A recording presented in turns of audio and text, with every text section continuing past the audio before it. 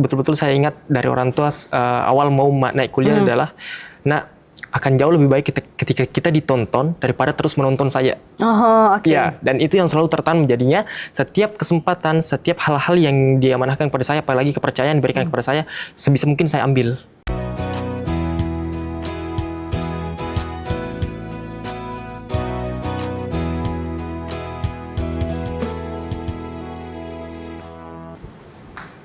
Halo pemirsa Unhas TV, senang sekali saya Zara Sabita Sucheng dapat kembali menjumpai Anda dalam Unhas Story, menemukan cerita menarik di balik mahasiswa inspiratif.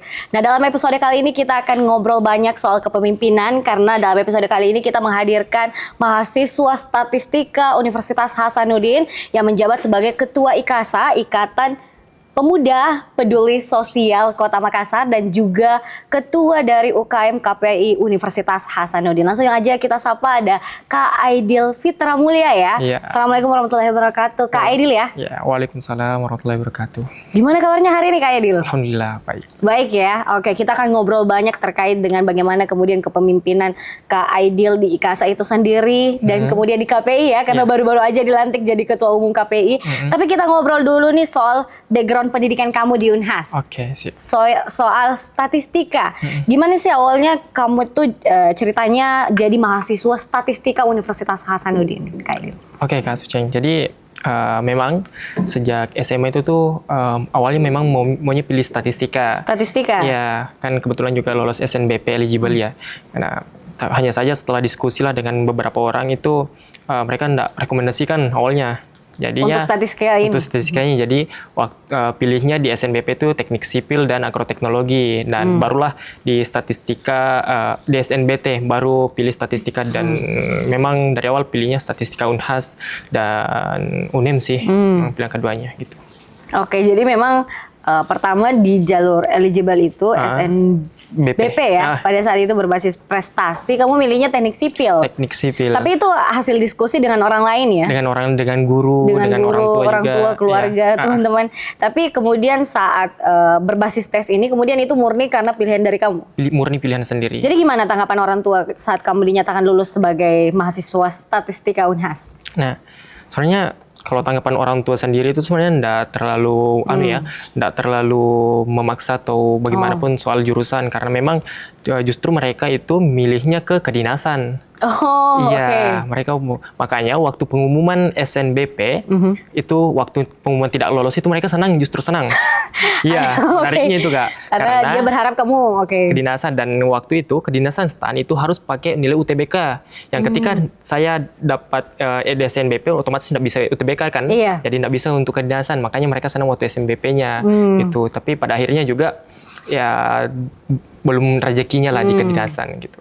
Oke, tapi mereka fine-fine aja ya kamu dapat statistika. Ya. Bahkan sampai hari ini? Bahkan sampai hari ini justru bahkan senang aja sih saya di statistika, karena mereka awalnya memang tidak tahu apa itu statistika. Setelah beberapa tahun berjalan dan saya mencoba untuk menjelaskan ke mereka, dan paham lah. Oke. Ya, dan mereka akhirnya aware, mereka akhirnya terima dan justru mendukung terus di statistika ini. Oke, berarti kamu latar belakangnya MIPA ya waktu MIPA, SMA. ya. Apa yang buat kamu tertarik dengan statistika? Kenapa nggak matematika aja atau fisika atau apa gitu? Ya, di semester terakhir SMA itu ada materi matematika yang memang khusus statistika. Iya. Dan situ memang awalnya suka matematika, hanya saja tidak sebegitunya. Dan ketika dapat materi statistika ini, kayaknya mudah ya.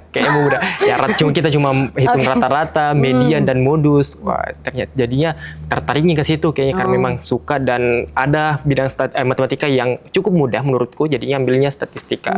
Oke, jadi memang kamu beranggapan statistika itu cukup mudah karena belajar waktu semester terakhir di SMA ya. Iya. Ekspektasi realitanya sebagai mahasiswa statistika Unhas tuh kayak gimana Kak Aidil? Kalau dari segi pembelajarannya itu mungkin tidak sesuai ekspektasi, karena awalnya mengiranya mudah, ternyata di statistika tuh begitu mungkin menurutku ya, secara pribadi tuh mungkin agak susah lah, agak susah untuk ngejar materinya. Hanya saja dari segi masa depan atau kayak prospek ke depan, insya Allah sejauh ini yang saya tahu itu memang di setiap kantor, di setiap bidang manapun, bahkan di sosum pun insya Allah akan ada statistikanya. Jadi untuk prospek kerja itu insya Allah bakal luas. Iya, jadi memang untuk prospek karir dan kerjaan itu udah jelas ya. Udah jelas ya. Sarjana statistik tuh bakal ngapain aja karena hampir dibutuhin di setiap perusahaan ya. Betul. Oke, tapi kamu belajar apa aja sih di statistika? Ya, kalau dari statistika belajarnya itu kita belajar time series, runtun waktu gitu. Jadi kita memperhitungkan hal-hal yang sebelumnya itu, data-data dari sebelumnya untuk kemudian jadikan acuan untuk ke depannya. Ada juga belajar spasial, kita memetakan data berdasarkan lokasinya gitu. Agak kompleks ya? Ya, lumayan lah. Tapi harus pintar matematika ya berarti? Kalau harusnya setidaknya punya dasar lah. Iya, setidaknya punya dasar ya. Oke, jadi pesan kamu buat mungkin ada adik-adik SMA yang sedang menonton dan tertarik buat join sebagai mahasiswa statistika itu seperti apa? Oke, bagi teman-teman yang betul-betul punyalah basic di statistika, punya dasar di matematika khususnya, ya enggak apa-apa kalau misal teman-teman mau mengembangkan ilmunya teman-teman di fokusnya di statistika, mengingat juga seperti yang saya sampaikan tadi bahwasanya statistika itu kedepannya bakalan luas sekali prospeknya. Betul. Hanya saja memang jangan sampai ekspektasinya teman-teman bahwa statistika itu mudah, itu yang tertanam terus, tidak. Insya Allah bakalan ada proses di mana mungkin teman-teman merasa statistika itu sangat-sangat sulit. Ya, statistika itu sulit, tapi prospek kerjanya udah aman. Iya, udah aman itu. Gitu ya. Jadi memang harus bersusah-susah dulu ya teman-teman. Oke, nah Kak Aidil selanjutnya kita akan bahas terkait dengan bagaimana kemudian Kak Aidil menjadi Ketua Umum Ikatan Pemuda Peduli Sosial atau IKASA Makassar 2024-2025. Ini kan kamu kan dari latar yang bidang FMIPA kayak gitu, statistika, matematika, kemudian ke sosial. Itu gimana awal ceritanya Kak Aidil? Awal ceritanya ya sebenarnya tertariknya karena ikut teman awalnya. Biasanya memang dari kecil itu sudah memang ditanamkan kalau misal ada satu pepatah Kak, dari kecil ditanamkan itu dalam Bugis itu mapasiwala hunglatala mapasilinarang. Artinya apa? Secara sederhananya, apapun yang kita lakukan sekarang pasti bakalan kita tuai ya di masa yang akan datang. Dan itu salah satu menjadi alasan saya ketika waktu itu berpikirnya kalau misal saya bisa berdampak lah, bisa memberikan kontribusi di bidang sosial dimanapun itu, insya Allah ke depannya bakalan ada timbal balik yang diberikan Tuhan. Saya tidak berharapnya ke orang-orang yang saya berikan, tapi justru lebih berharapnya ke Tuhannya. Bakalan memberikan yang sekiranya bakalan lebih baik lah kepada saya nantinya. Itu sih. Jadi apapun yang kita berikan hari ini mungkin ke depannya ada balasan yang lebih baik ya. Kalau nggak dari manusianya mungkin dari sang penciptanya gitu ya. Iya. Dan pasti itu saya merasanya pasti. Makanya jiwa sosial kamu muncul dari hal itu ya. Dari hal itu. Oke. Boleh dijelasin dulu nih Kak, IKASA itu seperti apa sih sebenarnya? Ya. IKASA itu adalah organisasi yang bergerak di bidang kerelawanan, volunteer, sederhananya volunteer. Tapi kita ada 4 fokus utama. Itu yang pertama adalah sosial, kedua pendidikan, budaya, dan lingkungan. Jadi setiap kegiatan-kegiatannya IKASA itu fokus ke 4 hal itu. Jadi sosial, budaya, pendidikan, dan lingkungan. Kalau kamu ini bagian mana nih yang di antara 4 pilar itu? Mungkin di antara 4 pilar itu lebih ke sosial dan pendidikannya. Ya, karena memang pertama sukalah untuk berbagi hal-hal yang saya tahu, suka untuk cerita, kemudian juga suka untuk bersosialisasi, berinteraksi dengan orang lain. Jadinya mungkin jika disuruh pilih dari keempat itu ya pendidikan dan sosial. Jadi pendidikan dan sosial ya. Tapi bentuk program-program yang dilaksanakan dalam 4 pilar ini itu seperti apa aja? Ya. Jadi untuk kemarin itu memang setiap pilar itu ada program kerja tersendirinya. Untuk di sosial kita sediakan wadah supaya teman-teman yang punya rezeki lebih untuk memberikan sumbangan. Kemudian untuk di pendidikan, kebetulan di kampung bidanya kami, Kampung Savana itu ada di mana itu Kak? Di Hertasning. Kampung Savana itu ada adik-adik yang terhambat untuk bersekolah karena ekonomi. Jadinya kami datang untuk menyediakan fasilitas belajar itu. Jadi kan mengajar di sana, kemudian untuk di bidang lingkungannya lebih ke pembersihan lingkungan lah. So, kegiatan bersih-bersih lingkungannya, kemudian untuk budayanya sendiri sebisa mungkin adik-adik yang di kampung binanya kami itu kami bawa untuk mengenal budaya-budaya yang ada di Kota Makassar, khususnya mungkin di Kota Makassar dan Sulawesi Selatan. Budaya Bugis ya lebih tepatnya. Iya, budaya Bugis Makassar. Oke, jadi masing-masing 4 pilar ini punya program kerjanya masing-masing ya. Iya. Terkait dengan sosial, budaya, lingkungan dan pendidikan ya Kak. Ini kan kamu bergabung di IKASA tuh aku catat di sini ada April 2024. Iya. Kemudian 4 bulan setelahnya tuh kamu maju sebagai ketua umum. Ketua umum. Iya, kenapa tertarik jadi ketua pemimpin dari IKASA ini? Ya, kenapa tertarik? Memang ini Kak, satu pesan dari orang tua lagi. Satu pesan yang betul-betul saya ingat dari orang tua awal mau naik kuliah adalah, nak, akan jauh lebih baik ketika kita ditonton daripada terus menonton saya. Oh, oke. Ya, dan itu yang selalu tertanam jadinya. Setiap kesempatan, setiap hal-hal yang diamanahkan kepada saya, apalagi kepercayaan diberikan kepada saya, sebisa mungkin saya ambil. Itu tuh kemudian juga waktu itu dapatlah dukungan dari teman-teman di IKASA, jadinya ya kenapa tidak, udah ada nih orang-orang yang mau bantu saya nanti di kepengurusan, ya udah gas, maju aja. Gitu. Jadi memang sudah diberikan bekal kepemimpinan dari orang tua itu ya? Iya, sudahlah, adalah beberapa. Okay. Awal-awal memimpin IKASA Agustus 2024 itu tantangan yang kamu hadapi itu seperti apa aja? Tantangan utamanya sih lebih ke bagaimana memosisikan diri sebagai ketua. Karena waktu itu teman-teman di IKASA, khususnya seangkatanku, bukan hanya seangkatan di kuliah aja, bukan seumuran, bahkan ada yang lebih tua Kak, beda 7 tahun, beda 5 tahun, ada yang sudah kerja, ada yang jadi sudah perbedaan usia itu perbedaan usia itu.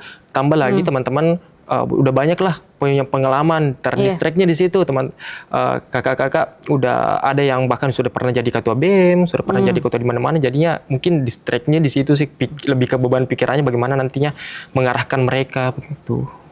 Oke. Jadi kamu ke distract soal kamu memimpin orang-orang hebat yang ada di dalam organisasi ini ya. Oke.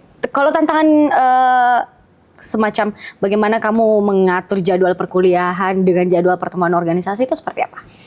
Kalau tantangan seperti itu ya sebisa mungkin lah kita tulis atau kayak berikan skala prioritas. Mengingat juga jangan sampai organisasi terhambat gara-gara, apalagi kita ketua ya kan ya, jangan sampai organisasi terhambat, jadinya sebagai ketua umum sebisa mungkin lah jadwal-jadwal di perkuliahan dan jadwal-jadwal di organisasi itu bisa saya bedakan, bisa dipetakan lah kapan di organisasi, kapan di perkuliahan, jadinya kan anggota juga bisa mengikut begitu, jadinya antara keduanya itu bisa jalan sama-sama. Jadi memang harus ada kontrol diri yang baik dulu ya? Kontrol diri yang baik, ya betul.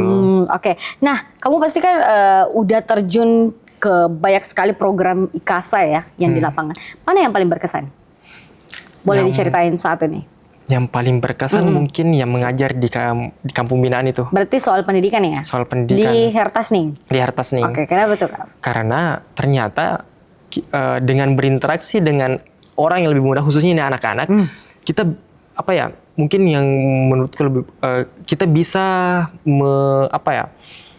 mengekspresikan diri lebih leluasa. Oke.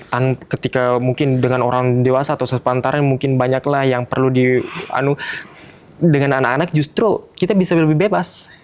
Dan dari situlah mungkin terbangun kepribadian yang bisa lebih bebas, bisa mengekspresikan apapun yang saya rasakan. Gitu. Tapi ngajar anak-anak kecil tuh nggak mudah loh Kak. Nggak mudah. Iya, apalagi karakternya tuh, apalagi mereka lagi pembentukan karakter betul juga sekali, tuh. Kalau dari Kak Edil sendiri gimana? Ya cukup melelahkan ya, cukup melelahkan betul. Tapi dari situlah mungkin ya dengan tingkahnya mereka justru adalah hal-hal yang buat saya senang sendiri gitu. Dari situnya. Adik-adik binaan di wilayah Hertasning itu ada berapa sih sebenarnya kira-kira yang dinaungi oleh IKASA? Ada sekitar 30-an. 30-an ya?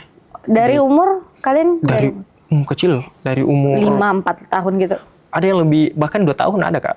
Oh, iya. Ya masih kecil banget ya? Masih kecil banget. Bayi gitu? Iya, masih bayi, masih balita sampai SMP. Oh SMP, anak SMA ada? Anak SMA ada, hanya saja jarang ikut kegiatan kami. Oh, jadi memang yang paling sering itu yang anak-anak masih bocil-bocil gitu ya. Oke, IKASA juga aktif nih di wilayah 3T ya, khususnya yang ada di sekitaran Kota Makassar. Mungkin boleh dijelasin dulu.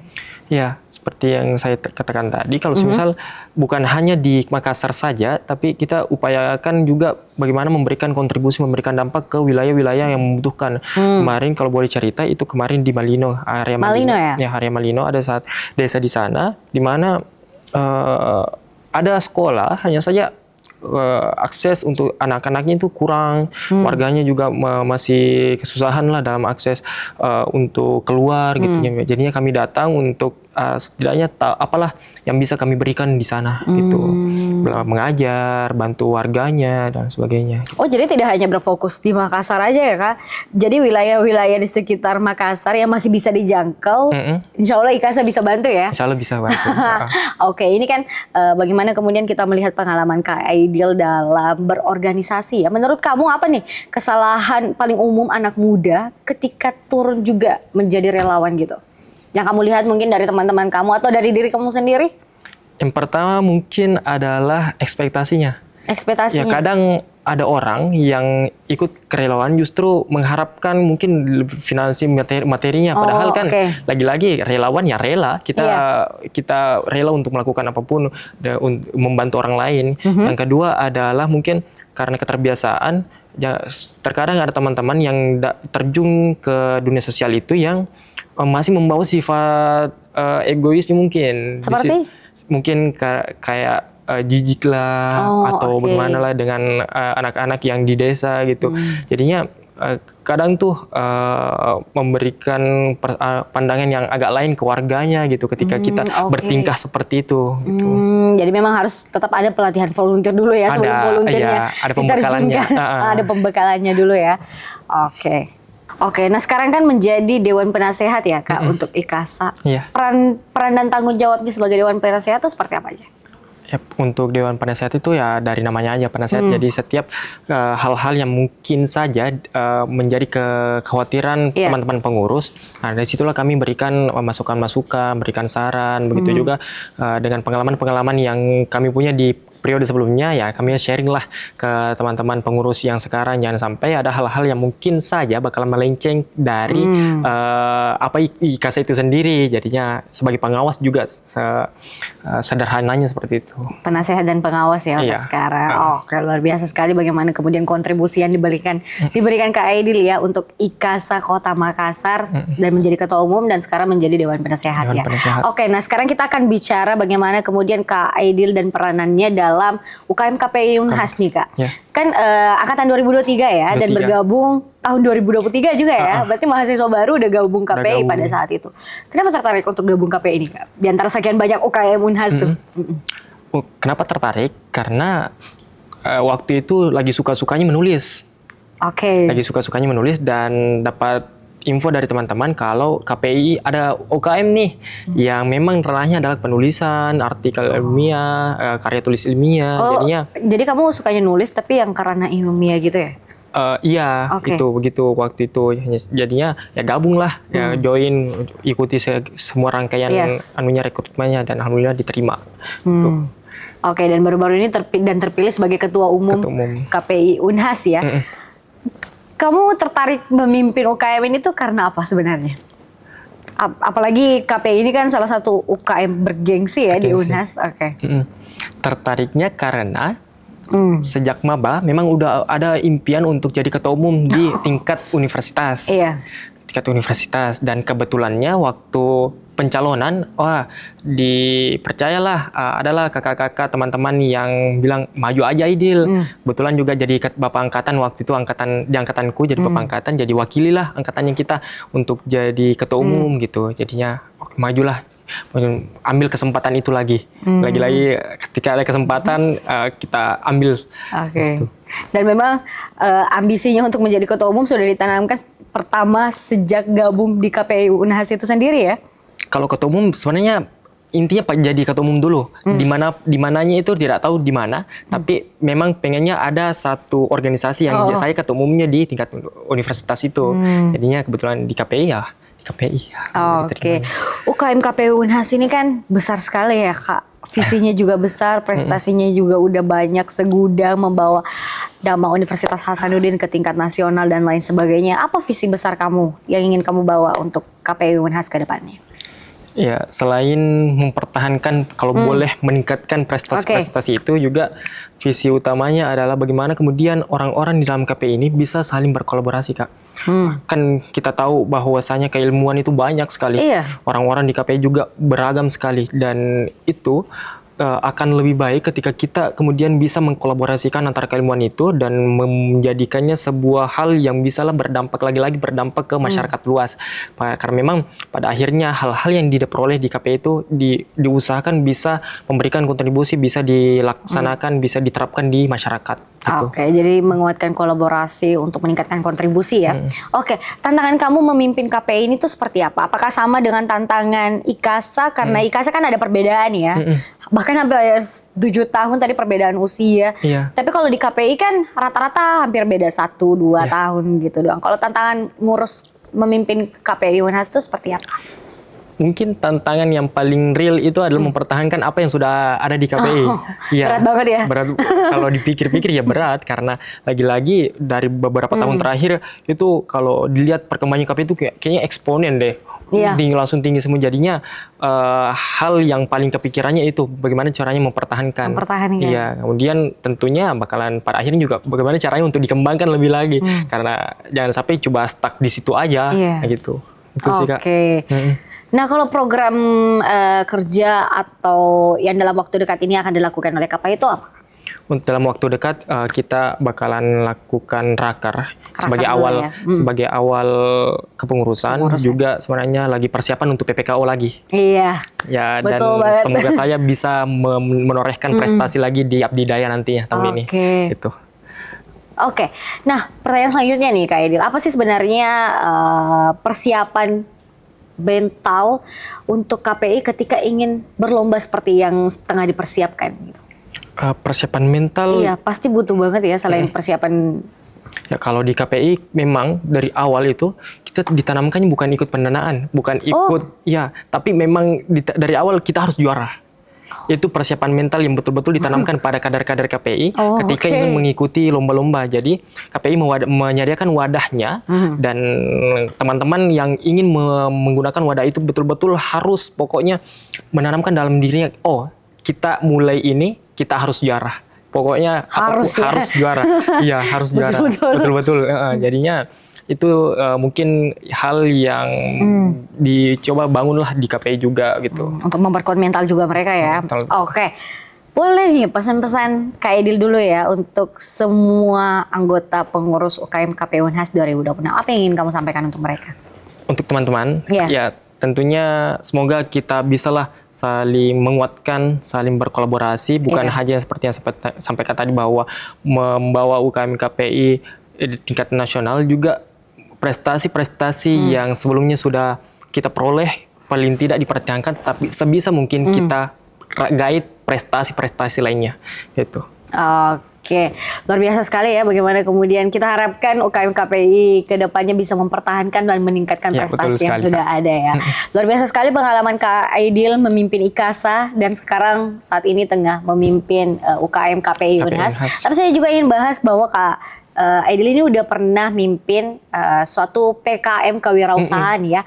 Tahun 2024 ya pada saat itu. Oke, boleh dijelasin dulu nih PKM kewirausahaannya itu seperti apa pada tahun itu?